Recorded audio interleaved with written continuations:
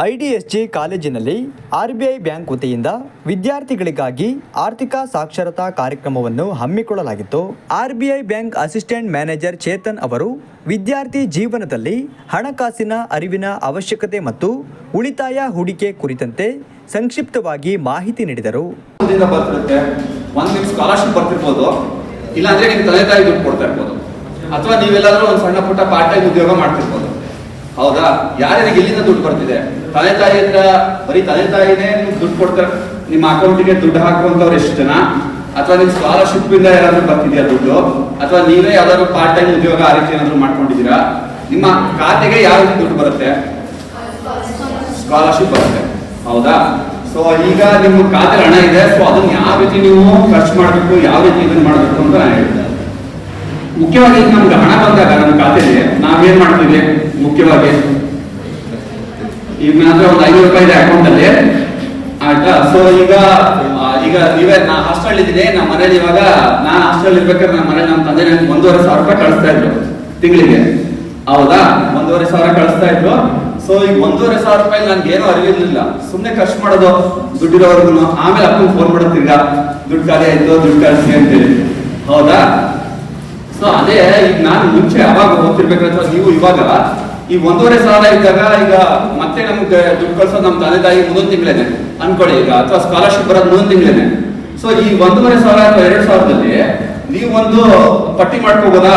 ಯಾವ್ಯಾವ್ದಕ್ಕೆ ನಾನು ಖರ್ಚು ಮಾಡ್ತಿದ್ದೀನಿ ಅಂದ್ರೆ ಈಗ ಒಂದು ಅವಾಯ್ಡಬಲ್ ಖರ್ಚು, ನಾನ್ ಅವಾಯ್ಡಬಲ್ ಖರ್ಚು. ಅಂದ್ರೆ ನಿಮ್ಮ ಅಗತ್ಯತೆಗಳಿಗೆ, ಈಗ ಹಾಸ್ಟೆಲ್ ಇದೆಯಾ ಅಂದ್ರೆ ಆಬ್ವಿಯಸ್ಲಿ ನೀವು ಹಾಸ್ಟೆಲ್ ಫೀಸ್ ಕಟ್ಟಲೇಬೇಕು.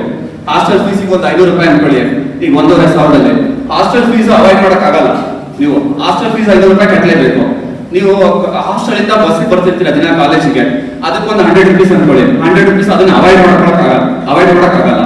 ಸೊ ಮೊದಲು ಯಾವಾಗಲೂ 2 ರೀತಿಯಾಗಿ ನೀವು ಖರ್ಚನ್ನ ವಿಂಗಡಿಸಬೇಕು. ಒಂದು ವಾಂಟ್ಸ್, ಆಯ್ತಾ? ಒಂದು ನೀಡ್ಸ್, ನಿಮ್ಗೆ ಅಗತ್ಯತೆಗಳು ಏನಿದೆ ಅದನ್ನೆಲ್ಲ ಒಂದು ವಿಂಗಡಣೆ ಮಾಡ್ಕೊಳ್ಳಿ, ಒಂದು ಪಟ್ಟಿ ಮಾಡ್ಕೊಳ್ಳಿ. ಓಕೆ, ಇಷ್ಟು ಬೇಕು ಅಂತೇಳಿ.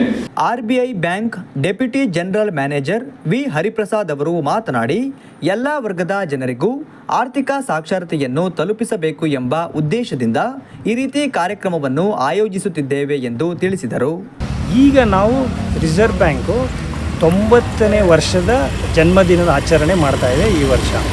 ಇದರ ಅಡಿನಲ್ಲಿ ನಾವು ಶಾಲಾ ಕಾಲೇಜುಗಳನ್ನು ಕೂಡ ನಾವು ಭೇಟಿ ಮಾಡ್ತಾ ಇದ್ದೀವಿ. ಇದರ ಉದ್ದೇಶ ಏನಪ್ಪ ಅಂದರೆ ಮಕ್ಕಳಲ್ಲೂ ಕೂಡ ಈ ಆರ್ಥಿಕ ಸಾಕ್ಷರತೆ ಬಗ್ಗೆ ಜಾಗೃತಿ ಮೂಡಿಸೋದು. ಇದರಲ್ಲಿ ನಾವು ಅವರಿಗೆ ಒಂದು ಹಣಕಾಸಿನ ವ್ಯವಹಾರಗಳು ಮತ್ತು ಹಣಕಾಸಿನ ಒಂದು ಆರ್ಥಿಕ ಶೈಕ್ಷಣಿಕತೆ ಕೊಡೋದಲ್ಲದೆ ಅವರಿಗೆ ಈ ಒಂದು ನಾವು ಏನು ಈ ಡಿಜಿಟಲ್ ಫ್ರಾಡ್ಸ್ ಅಂತೀವಿ, ಆನ್ಲೈನ್ ಫ್ರಾಡ್ಸು, ಇದ್ರ ಬಗ್ಗೆ ಎಲ್ಲ ಒಂದು ಎಚ್ಚರಿಕೆ ಮೂಡಿಸೋದು.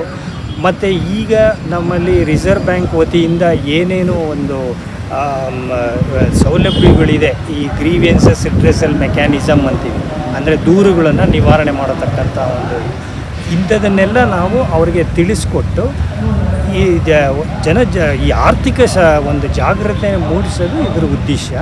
ಲೀಡ್ ಬ್ಯಾಂಕ್ ಮ್ಯಾನೇಜರ್ ಸುರೇಶ್ ಅವರು ಮಾತನಾಡಿ, ಹಣಕಾಸಿನ ವಿವಿಧ ವಿಷಯಗಳಾದ Jan Dhan, zero balance account, Jeevan Jyoti, Jeevan Suraksha, Atal pension ಯೋಜನೆ, PM ಕಿಸಾನ್ ಹಾಗೂ ಇನ್ನಿತರ ಯೋಜನೆಗಳ ಬಗ್ಗೆ ಸಮಾಜದ ಎಲ್ಲ ವರ್ಗದ ಜನರಿಗೆ ಇದರ ಸೌಲಭ್ಯಗಳ ಕುರಿತು ಮಾಹಿತಿಗಳನ್ನು ತಿಳಿಸುತ್ತಾ ಬರುತ್ತಿದ್ದೇವೆ ಎಂದು ಹೇಳಿದರು. ಮುಖ್ಯವಾಗಿ ಅವರು ಆರ್ಥಿಕ ಸಾಕ್ಷರತೆ ಬಗ್ಗೆ ಕಾರ್ಯಕ್ರಮವನ್ನು ಹಮ್ಮಿಕೊಂಡಿದ್ದಾರೆ. ವಿಶೇಷವಾಗಿ ಶಾಲಾ ಕಾಲೇಜು ಸ್ಟೂಡೆಂಟ್ಗಳನ್ನು ಅವರನ್ನ ಮುಖ್ಯವಾಗಿ ಕೇಂದ್ರ ಬಿಂದುವಾಗಿ ಮಾಡಿಕೊಂಡು ನಮ್ಮಲ್ಲಿ ಇರತಕ್ಕಂತಹ ಹಣಕಾಸಿನ ಅಂದರೆ ಈ ಫೈನಾನ್ಸ್ ಲಿಟ್ರಸಿ ಬಗ್ಗೆ ಎಲ್ಲ ಒಂದು ಕಾರ್ಯಕ್ರಮಗಳನ್ನು ಅವರು ದೇಶಾದ್ಯಂತ ಕಾರ್ಯಕ್ರಮಗಳನ್ನು ಹಮ್ಮಿಕೊಂಡಿದ್ದಾರೆ. ಮುಖ್ಯವಾಗಿ ಅವರು ಇವತ್ತು ಫೋಕಸ್ ಮಾಡ್ತಾ ಇರೋದು ಕಾಲೇಜ್ ಸ್ಟೂಡೆಂಟ್ ಮತ್ತು ಶಾಲಾ ಕಾಲೇಜುಗಳನ್ನು, ಆಮೇಲೆ ಅಂಧ ಮಕ್ಕಳ ಈ ಹುಡುಗರು ಏನಿದ್ದಾರೆ ಅವರು ಕೂಡ ಅವ್ರನ್ನ ಟಾರ್ಗೆಟ್ ಮಾಡಿಕೊಂಡು ಅವರು ಕೂಡ ಒಳ್ಳೆಯದಾಗಿ ಈ ಒಂದು ಏನು ಆರ್ಥಿಕ ಸಾಕ್ಷರತೆ ಬಗ್ಗೆ ಒಳ್ಳೆಯ ಒಂದು ವಿಷಯಗಳನ್ನು ಅವರ ಒಂದು ನಾಲೆಜ್ಗೆ ತರಬೇಕಂತ ಇವರ ಒಂದು ಉದ್ದೇಶ. ಆ್ಯಕ್ಚುಲಿಗೆ ಈ ಕಾರ್ಯಕ್ರಮದಲ್ಲಿ ಐಡಿಎಸ್ಜಿ ಕಾಲೇಜು ಪ್ರಾಂಶುಪಾಲರಾದ ಕಲಾವತಿ, ಆರ್ಬಿಐ ಬ್ಯಾಂಕ್ ಮತ್ತು ಲೀಡ್ ಬ್ಯಾಂಕ್ ಸಿಬ್ಬಂದಿಗಳು, ಐಡಿಎಸ್ಜಿ ಕಾಲೇಜಿನ ಬೋಧಕ ಮತ್ತು ಬೋಧಕೇತರ ಸಿಬ್ಬಂದಿಗಳು, ವಿದ್ಯಾರ್ಥಿಗಳು ಉಪಸ್ಥಿತರಿದ್ದರು.